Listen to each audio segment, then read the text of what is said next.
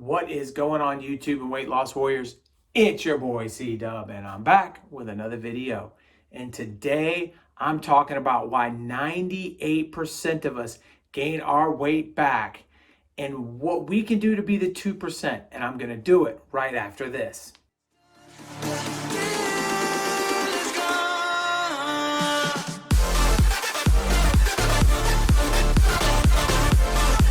What is happening? If you're new to my channel, my name is C-Dub and I lost 125 pounds eating just one time a day. Welcome. I started this channel to help you out with tips, tricks, and knowledge that I learned along the way in my journey to help you on yours.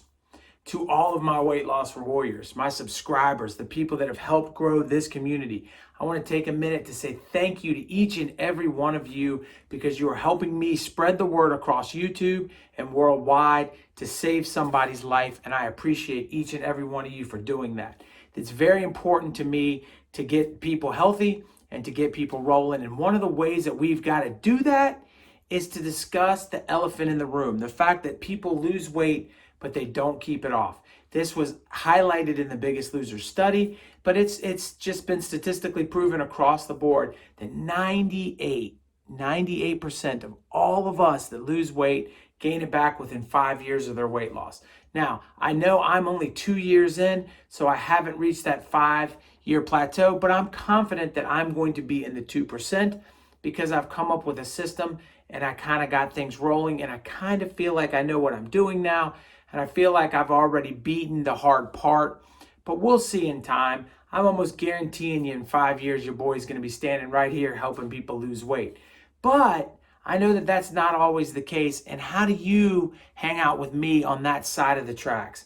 And that's the interesting topic because I think there's a lot of different ways we can look into it. But today I'm going to bring you five different things that I think that are the reasons why we do gain the weight back, and kind of on each one, I'm going to touch on what we can do to make sure we're not a victim of that. So let's hop right into this video. And the number one first thing we're going to start with is your reason why. Why are you losing weight? If that reason is not large enough, I think your chances of gaining weight back begin to get bigger and bigger. And so what do I basically mean? Let's say you decided I need to lose 30 pounds for my wedding. Well, the chances of you then going on to continue that once your wedding is over are going to be a lot slimmer than other people. Now, I know that that doesn't mean in absolute every case that is the way it is. I know in particular, one of my good friends that lost weight for his wedding has a YouTube channel, and that's Josh Transforms. And you've seen that he lost the weight for his wedding and has kept it off for a long period of time, and he's doing fantastic. But I think ultimately his reason was in the beginning to start for his wedding, but it transformed into a health and fitness thing, and that's why everything changed for him. But if you're not doing it for a large reason, it's going to come back and bite you in the butt. So I think you need to be stronger. And if you want to know what my reason is, it's for my little boys. I want to dance at their wedding and I want to grow old to see their grandchildren and how they grow up. And that's the reason why I got started on this journey and the reason why I think I had success. Reason number two, and this one gets so many people. If you take your calorie deficit and you grow it too deep, what ends up happening is as you lose weight, your body begins to react by slowing down its metabolism. You get to your goal, and now you're eating at such a small quantity, you cannot manage that the rest of your life. And so you pick up your eating a little bit, but your metabolism stays low, and the weight comes back on and then some. And that creates this yo-yo diet thing, and it's one of the biggest problems in the diet industry today. Our bodies adapt to the diet and they slow things down. So you never want to increase a deficit so low that you put yourself in a situation where you're at risk for regaining. That's why the doctors recommend that you only stay in a 500 calorie deficit, and that does not count exercising, so you can also exercise at the same time, and that creates where they call the healthy number of 2 pounds a week. Now, we all know that sometimes you're going to lose more than that and sometimes you're going to lose less. It's an average kind of basis, but if you're able to not make your deficit too large, you won't slow down your metabolism. And as anyone knows, I'm an advocate of intermittent fasting, which will also help you not slow down your metabolism and put you in the right track to lose weight over time and make it so your chances of regain are less. Number 3, back to that Biggest Loser study. One of the interesting things in the Biggest Loser study was that these individuals had problems with their leptin. And your leptin is the hormone that tells you that you've eaten too much. And when the Biggest Loser, when they're in the extreme deficits and they're losing weight awful quickly, what happens is it jacks your hormones up and knocks them out of balance. And that's why this is the third reason.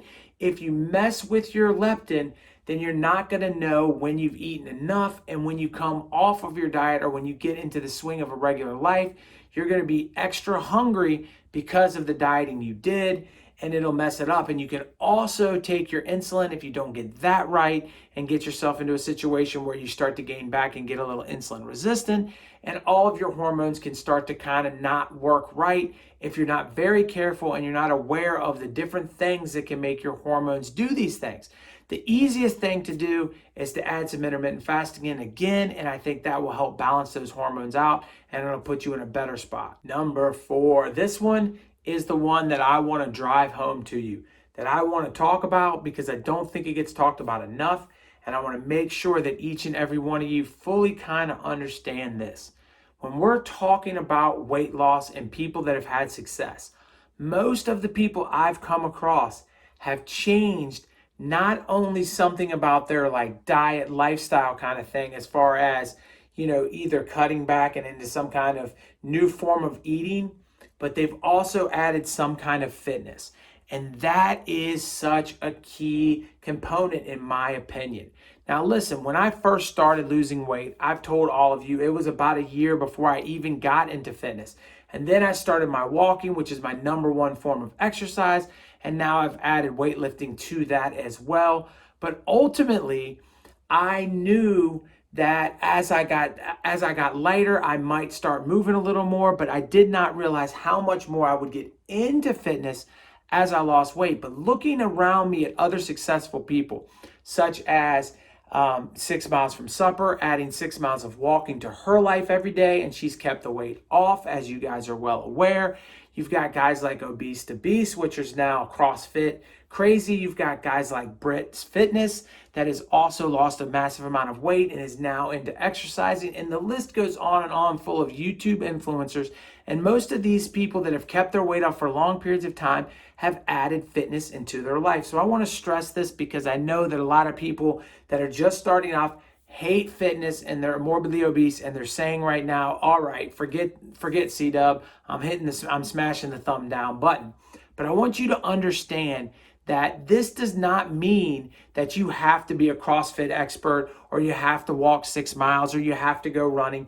There's tons of different ways to exercise, but you've got to incorporate something and find your niche and get going with it. It can be riding bikes. It can be taking yoga classes. It could be doing some kind of sports. It could be picking up swimming or walking, or the list goes on and on and on. But I think you need to have that calorie burn on a daily basis so that your hormones in your body say, okay, we're active, we're moving, and we have reasons to burn the energy that we're taking in. And I think that's an important part of weight loss that is very underestimated in the long term. Again, in the short term, a calorie deficit, intermittent fasting, you're gonna lose weight. There's no doubt about it.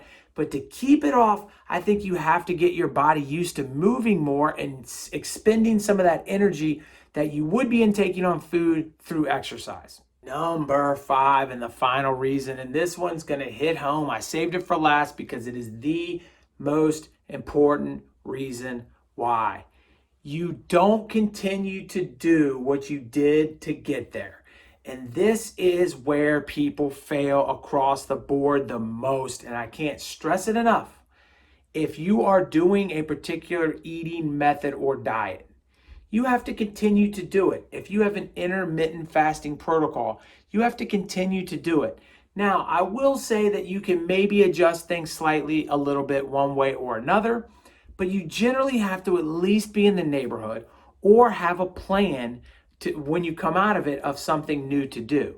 So ultimately what I mean is, let's say you do OMAD and you do OMAD to lose the majority of your weight like me. Sure, you can move back into a warrior diet, or maybe you can eat a 16 and 8 on the weekends, or whatever the case is. But you can't go back to eating 3 square meals and snacking in between, because you are going to gain the weight back. That is just a fact. And so if you lose the weight doing the Warrior diet, you might be able to move your window to a 16 and 8. Maybe do Warrior once in a while. Maybe have some kind of balance. Maybe if you did the Warrior, hit OMAD a couple of days a week and then do a 16 and 8 the others, so that it balances back out. But you're gonna have to do something to get that balance there. And those of you that are doing a diet to get there outside of intermittent fasting, this is straight to my vegan people, my keto people, my carnivore people. You have to be aware that this diet has played a large part in your hormone balance and in your calorie deficit. And if you don't continue to do so, you're going to have to massively change your eating amount if you're going to go back to a standard way of eating. That you really have to be in that diet from this point till they put you in the box, as well as whatever fasting protocol you're in. Remember, when you're going into this journey, if you haven't started yet, that it is a journey that you're going to have to continue to do. And if you can't tolerate doing what you're doing now long term, then it is not the answer for you in weight loss. And I'm going to repeat that so that you make sure you understand and comprehend this. If this is not something you can tolerate long term, then it is not the right answer for you. And there's something else out there that you need to find, because we have to be able to do this from day one till they put us in the box, or it's just not going to be effective, and we're going to be in that 98%. And unfortunately, with that 98%, a lot, if not all of them, gain more weight than they started when they started the program to lose it. So you don't want to be those guys. You want to be the 2%. I also think that as we move forward in the next decade, you're going to see those weight loss numbers improve from 2%. I think more and more people are getting used to intermittent fasting as being a mainstream thing. And the more and more I talk to people about it, like this weekend I talked to several people, and it seemed like more and more people are on board with what I'm doing and understand it and want to try it themselves. And the more people that do, it fixes so many good things in us that I think we're going to see that 2% increase. But it's not going to increase, to 90% ever, because so many people are going to run away from what they did to get there. So don't be one of those people. Do it the right way. Pick a plan that works long term, and you're going to be able to get done all of the good things you want to get done. I want to invite you personally to watch this video right here on alternate day fasting, and then click on my face right over here and subscribe to this channel. I would appreciate it so much. It's free, but the information I'm giving you is priceless. I will catch you on the next one. Peace.